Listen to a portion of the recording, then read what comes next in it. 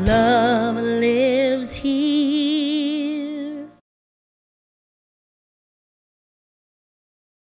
How appropriate it is that we light a candle this week to remind us of the truth of who we are. And we also have a focus statement that we always use here at Riverside Center for Spiritual Living. It is our guiding statement, if you will. It provides focus and clarity for who we are as a community and who we are as members of this beloved community. So let's say our focus statement together. We embolden people to live their highest potential through the transformative power of love. And so I really invite you to take that with you this week as you vote and as you move into the polling places, to really remember that statement as you do. And I'll give you some other things to remember as well, to really be conscious of the choices that you make this week. But remember that we embolden people to live their highest potential through the transformative power of love. So here at Centers for Spiritual Living Worldwide, we have been working with a theme this year of 2020 Spiritual Vision. We've been working with that theme, 2020 Spiritual Vision. And this month, I wanted to share with you some ideas and some thoughts from this wonderful book by Joel Goldsmith. Let me move my hands there for you. It's called The Government of Eden by Joel S. Goldsmith.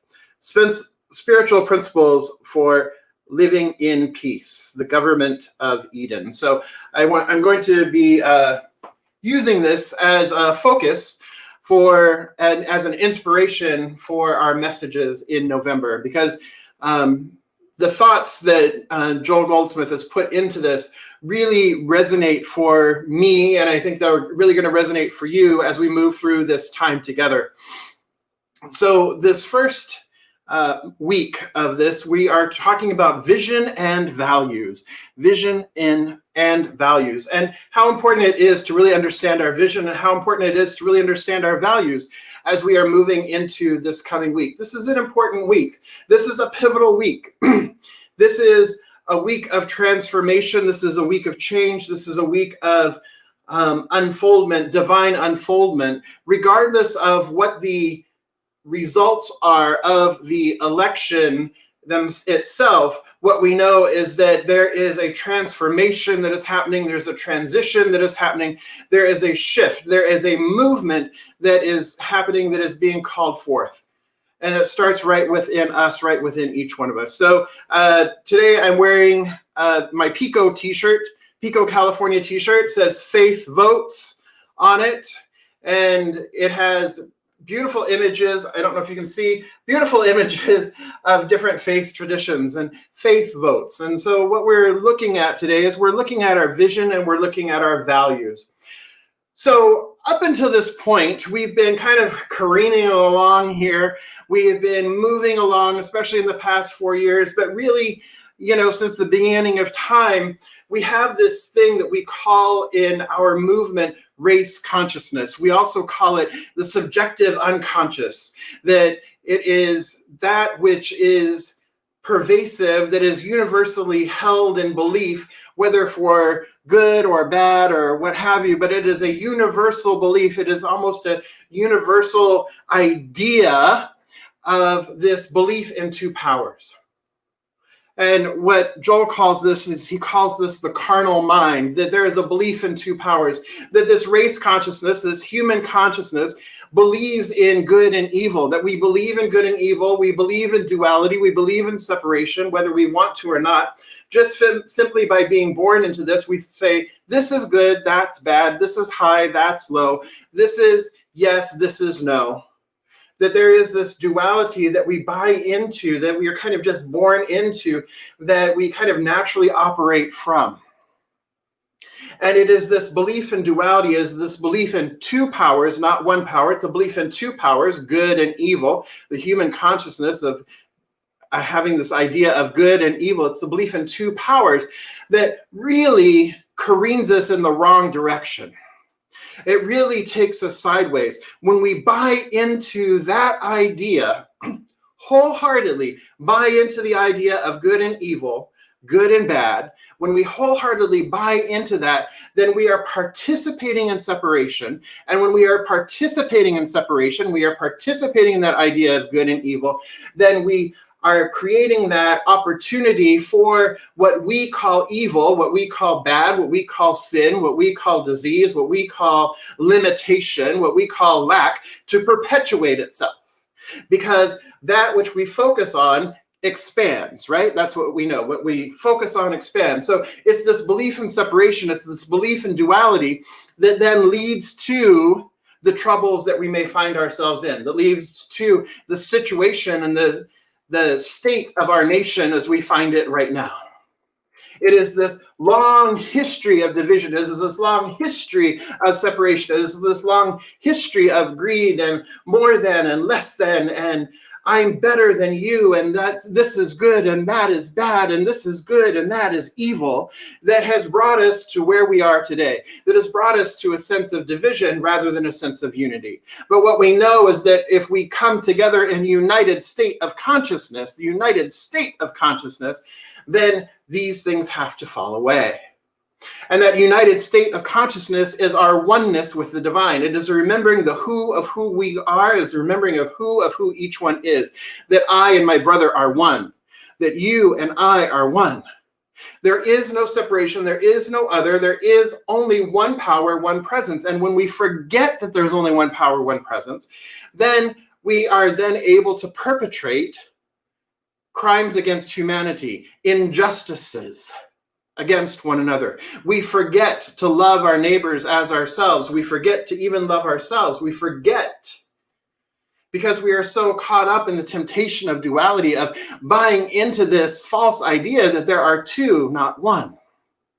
And then we pray to a God outside of ourselves, or we just pray for like changed conditions, that we just pray is like, okay, just deliver this the way I want it to go. Make sure that my person wins. Make sure, we pray to defeat our enemies. But guess what? God doesn't hear those prayers. God does not hear the prayer of, please help me defeat my enemy. God doesn't hear that prayer. There is no God available to hear that prayer. Why? Because what that is that's a belief in two. It's a belief in two powers. And what we know is that there is only one power, only one presence. And so if there's only one power and one presence, how could a God overcome any other power? Because there is no other power.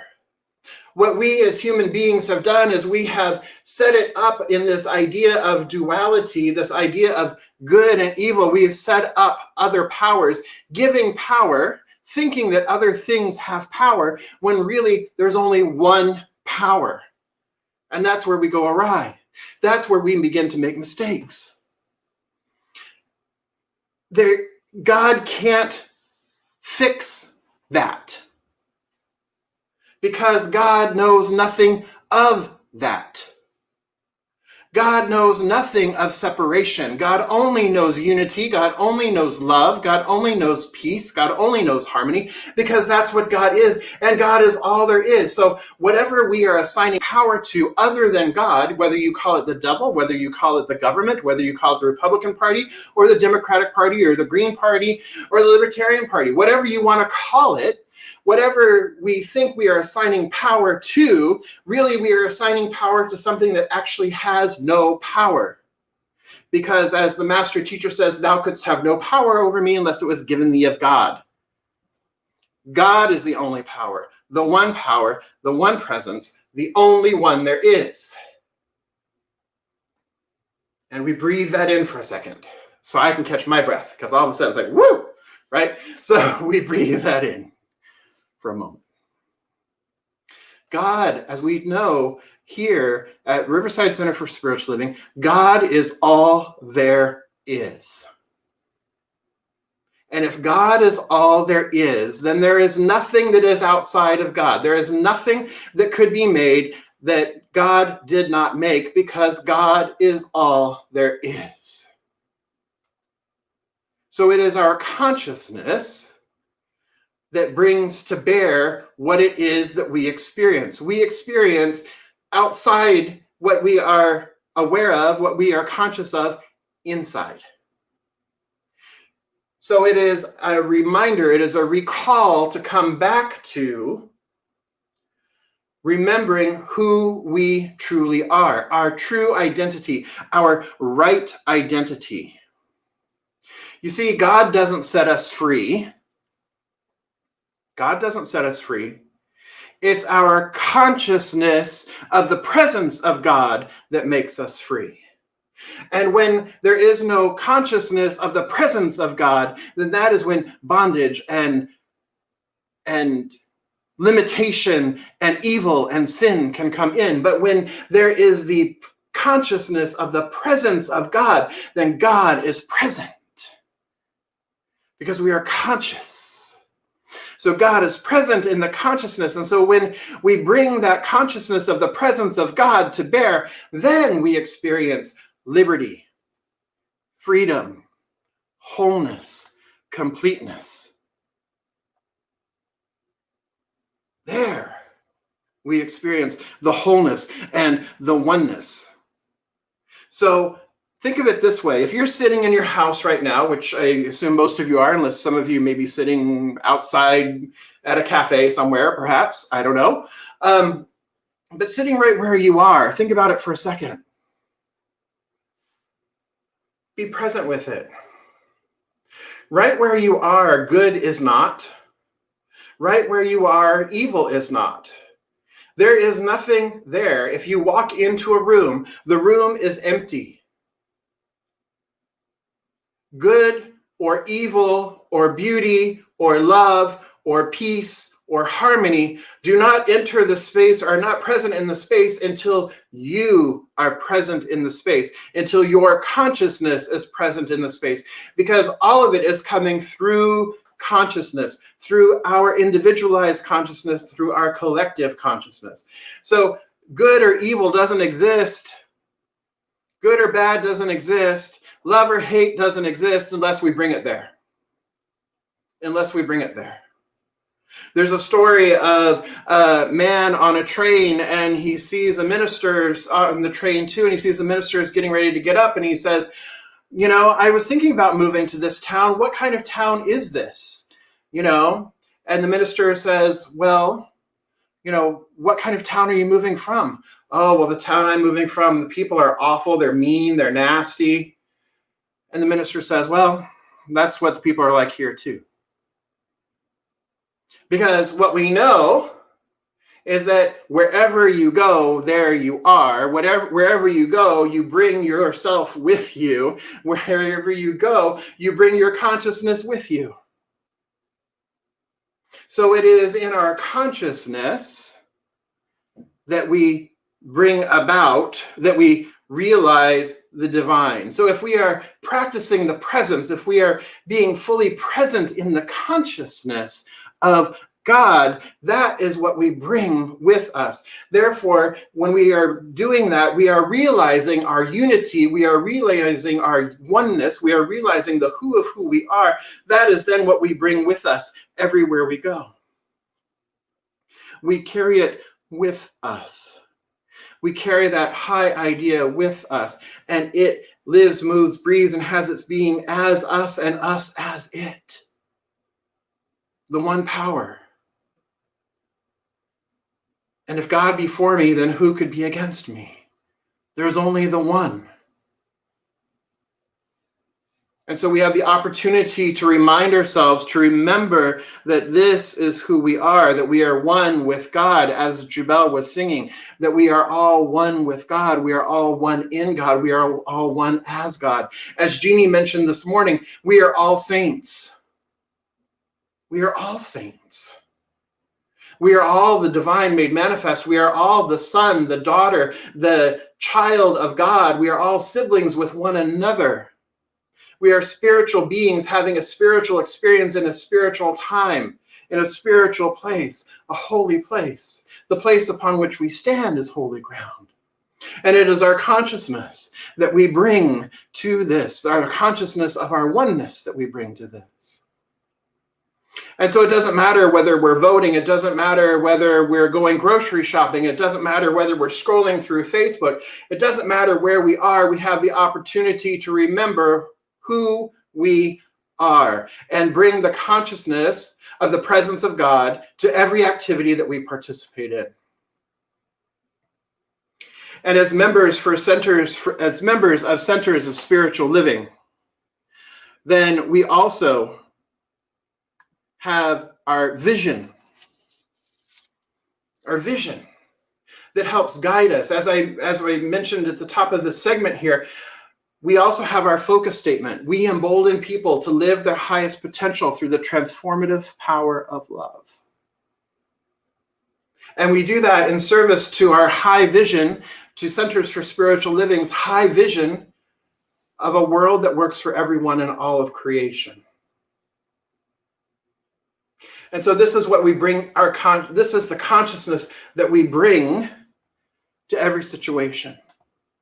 This is the presence of God expressed in our vision, expressed in our values that we have the opportunity to bring. So first we must understand our vision and values, and then we get to act from them.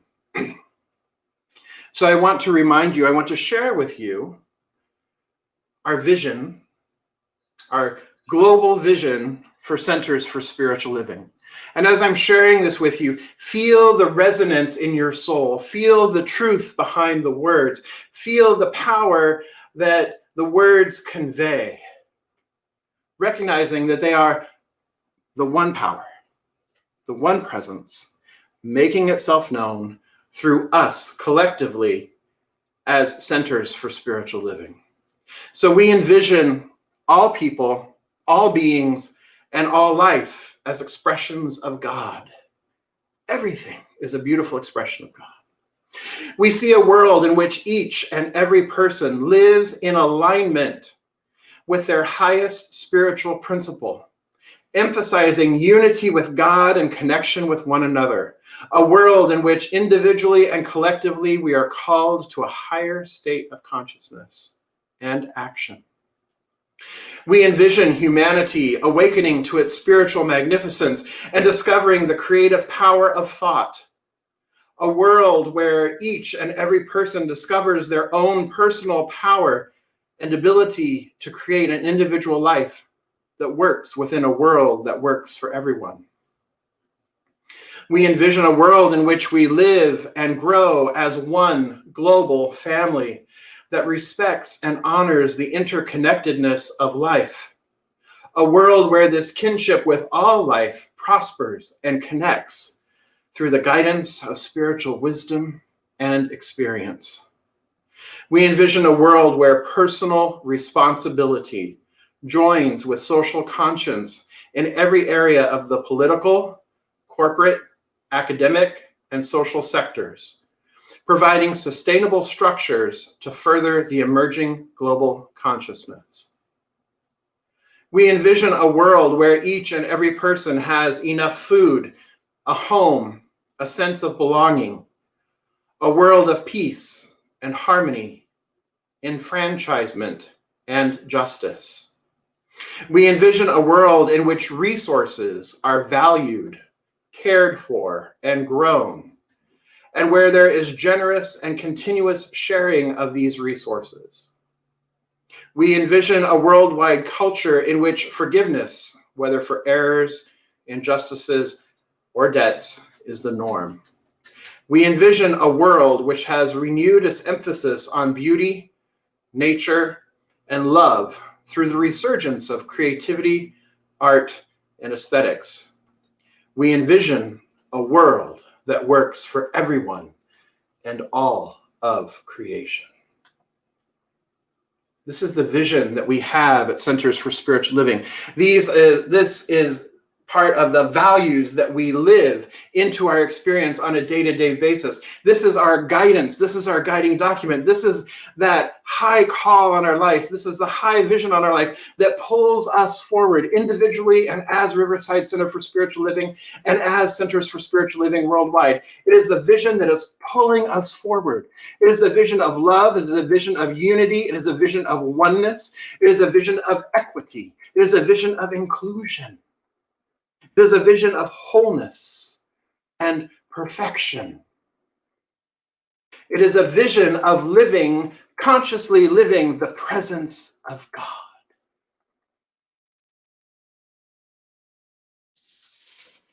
And our values that we hold here at Centers for Spiritual Living: accountability, open communication, financial health and prosperity, integrity, love, community service, safety, compassion and caring, spiritual living, diversity and inclusion, education, transformation and evolution, creativity, and continuous improvement.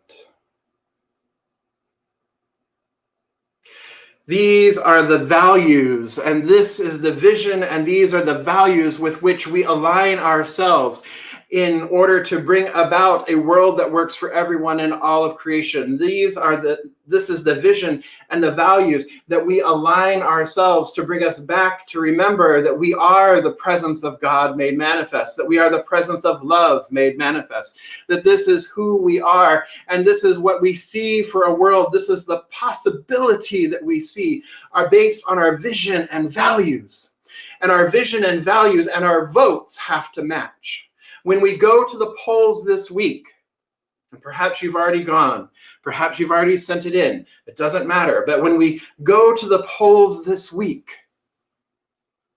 first, we bring the presence of God with us. We bring the consciousness of the presence of God with us. We bring our vision with us. We bring our values with us. And we enact them. We enact them. We take them into action. We take them into the polling place. We take them as we fill out our ballots. We take them into action. And we do so consciously.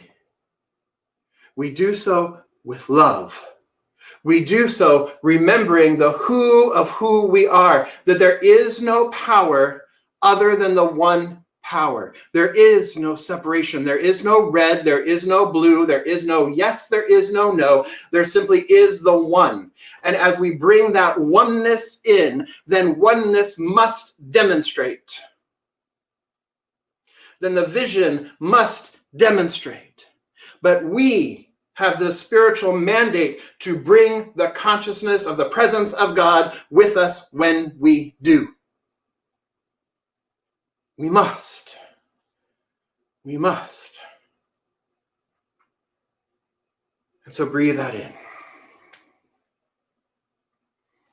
And so whether you're voting on Tuesday or whether you've already voted on Tuesday, I invite you to join me and to join our community, Riverside Center for Spiritual Living, in a day of quiet meditation, in a day of realizing the presence of God, of consciously realizing the presence of God right where you are. For where two or more are gathered, there I am in the midst of thee. So collectively, regardless of where we are physically in time and space, collectively, as we bring ourselves into alignment with one another, as we bring ourselves into alignment with the high idea of the presence of God and focusing our mind, focusing our heart, focusing our entire being, our consciousness on the conscious presence of God. Then we shift. We open. We make ourselves available for the transformation, for the transition, for the newness, for the vision that is calling us forward to be fulfilled through us, to be fulfilled as us. So we have work to do this week, my beloveds. We have work to do in the weeks ahead. And I know that we are up to it, because God goes before us and prepares the way. It is the Spirit within who does the work.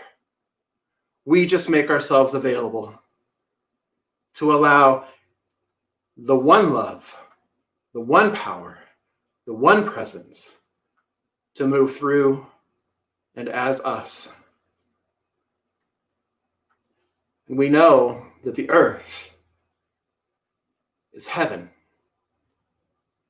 that heaven is the earth seen rightly. This is our call. This is our mandate this week. I say yes. And I hope you join me in that yes. And let's just come together in consciousness now.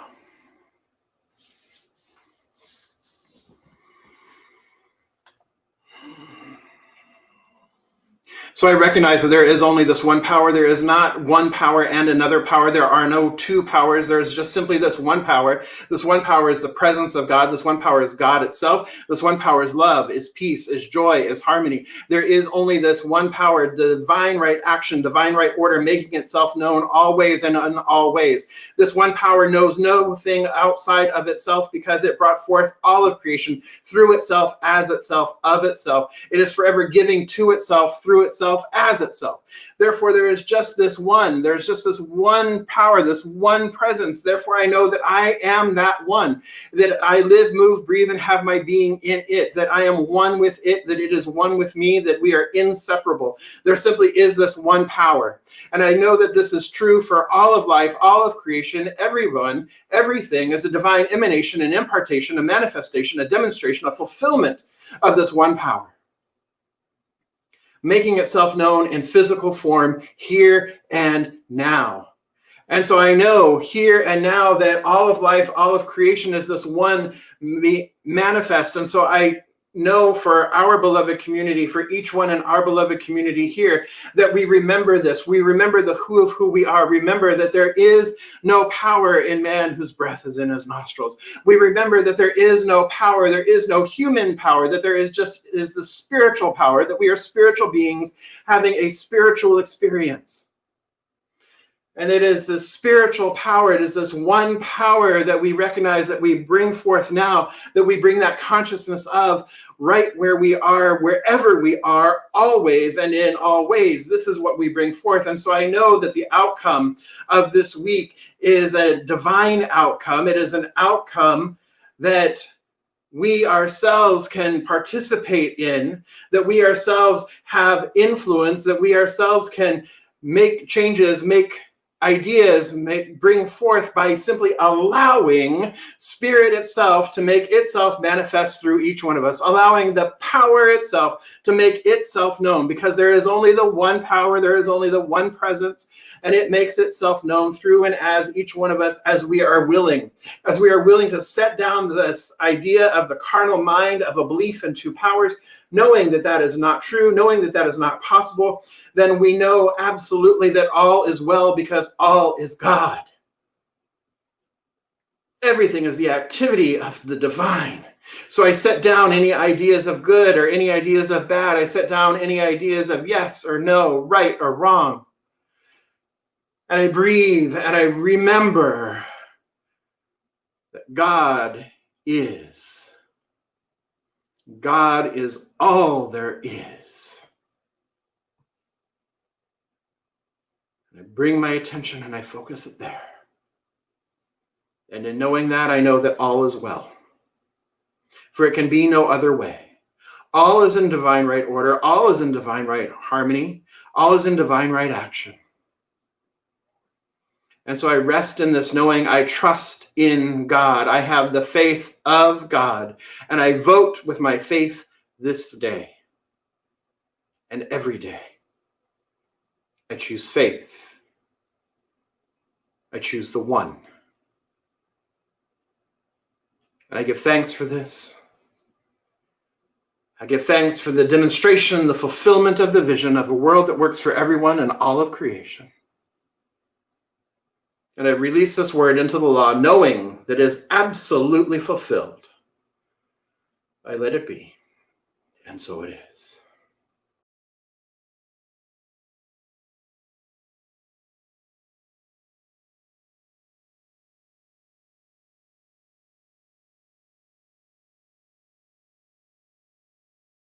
Love